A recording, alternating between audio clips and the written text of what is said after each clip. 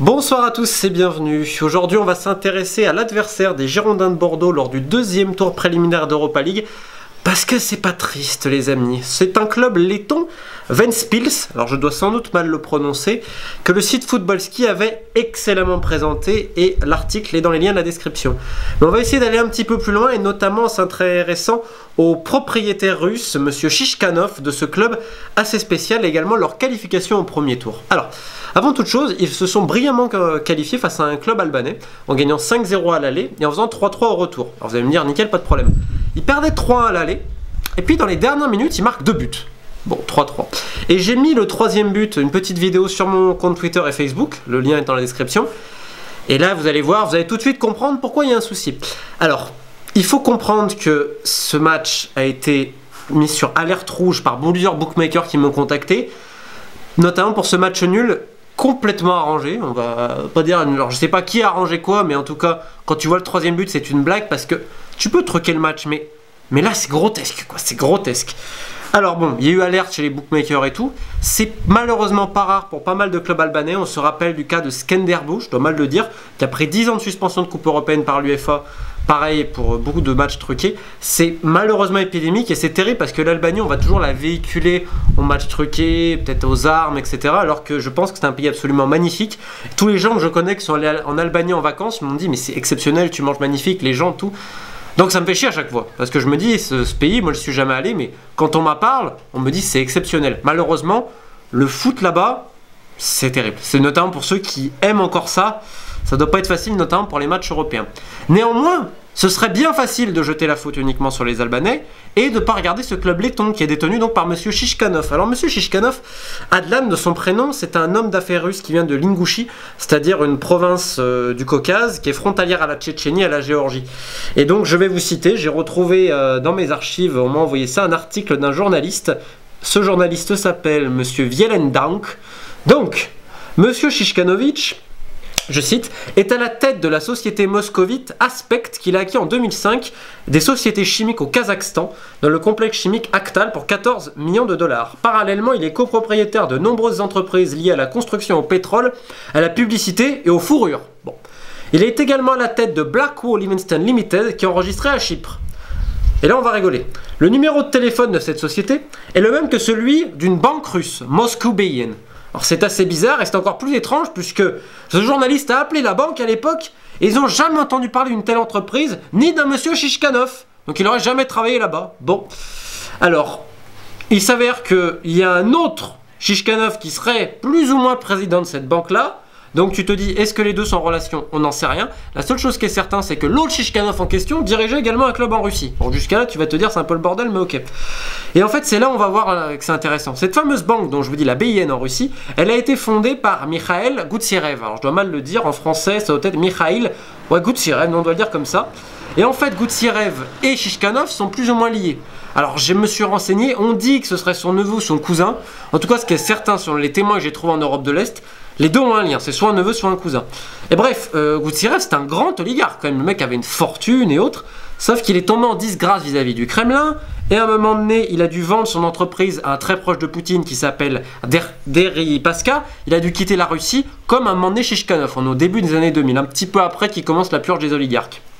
Et là, en fait, vous allez voir, c'est très intéressant parce que dans notre enquête, on dit: les dirigeants de cette fameuse banque ont nié tout commentaire au journal russe Novaya Gazeta sur le fait de savoir si M. Shishkanov et M. Goutsierev étaient liés. Donc déjà, c'est quand même bizarre, tu ne veux pas répondre. Bon. Ensuite, il y a un journaliste russe, Roman Shleinov, qui a également essayé de joindre M. Shishkanov, sachant que M. Shishkanov a 6 numéros de téléphone. Il a répondu sur aucun. Bah, il n'a rien dit, ni confirmé, ni rien dit. Donc bon, je trouve ça déjà assez marrant. Et maintenant, M. Shishkanov, en 2009, il va racheter un club moldave. Alors ce club moldave s'appelle le Dacia Chisinau. Alors je le prononce mal, c'est pour ça que je veux bien relire mes notes, parce que je me suis démerdé. Et en fait, ce qui est assez marrant, c'est qu'il a investi dans d'autres clubs en Moldavie. Notamment le Dynamo Auto Tirapsol. Et selon Kostin Stukan, un ami qui est un journaliste d'investigation, l'un des meilleurs en Europe, il me dit, sachant que bon, il connaît très bien la Moldavie, etc. Il a pris quel club, monsieur Shishkanov, vous voyez? Alors attendez, excusez-moi une petite seconde. Vous voyez, j'ai mal mis. Voilà. Et également le Zimbru Chisinau. Bon, conflit d'intérêts, etc. C'est pas tellement grave. Alors il me dit également: Le championnat moldave est parasité par les matchs truqués. Et avant ça, en 2007, Monsieur Shishkanov a essayé d'injecter plusieurs millions dans un club allemand, le Carl Zeiss Jena, les liens sont dans la description.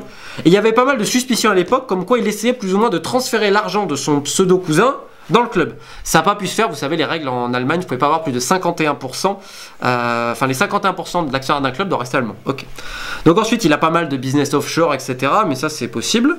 Alors, tac, tac, tac. Maintenant, c'est là où ça va être marrant. J'ai retrouvé un article de footballgrad.com, c'est en anglais. Il s'avère qu'il y a eu la brigade anticorruption de Moldavie qui est venue armée dans les vestiaires d'un match du club de Shishkanov et de l'autre club où il investissait pour paris truqué. Donc ils ont arrêté du match, 7 joueurs, un entraîneur. Et Shishkanov s'est tiré ensuite du jour au lendemain pour prendre un club en Lettonie. Et il a pris Ventspils, qui est un club quand même assez important, c'est neuf, mais assez important. Et donc il était vraiment devenu persona non grata en Moldavie. Il arrive en Lettonie et il prend 4 joueurs, et je crois un entraîneur également, de gardien il me semble, de son club moldave pour les mettre là-bas. Et là ça devient très très intéressant puisqu'en fait monsieur Shishkanov est lié, attendez je vais vous dire, voilà. Il a pris comme entraîneur de gardien Alexandre Vlassos, un homme suspendu dans le passé pour match truqué, tout va bien. Et également il a des liens très très forts avec Oleg Gavrilov, vous allez me dire qui est ce monsieur?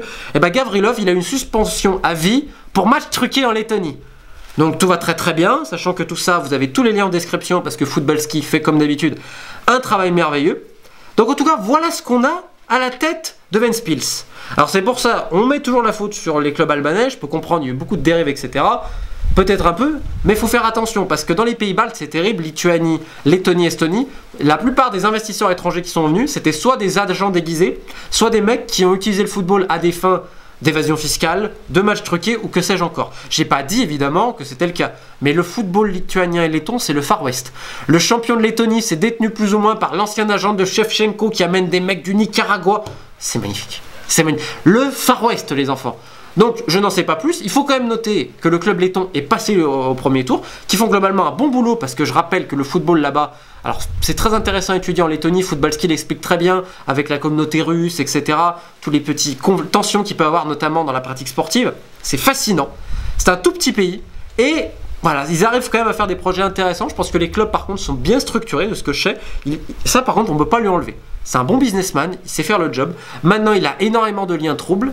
Et surtout, on va dire qu'il y a, déjà il avait plusieurs clubs un peu en Moldavie.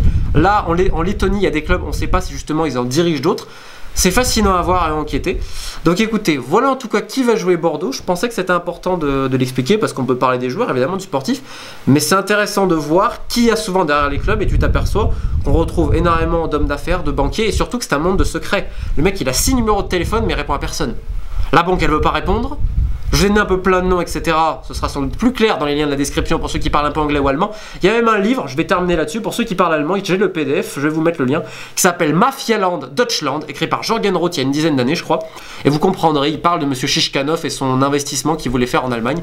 Et je trouve que c'est intéressant parce que c'est également une porte d'entrée pour vous montrer que le foot, un peu de partout, ça ouvre sur des milieux incroyables. Là, je veux dire, on parle de Poutine, du KGB, de ça. Génial.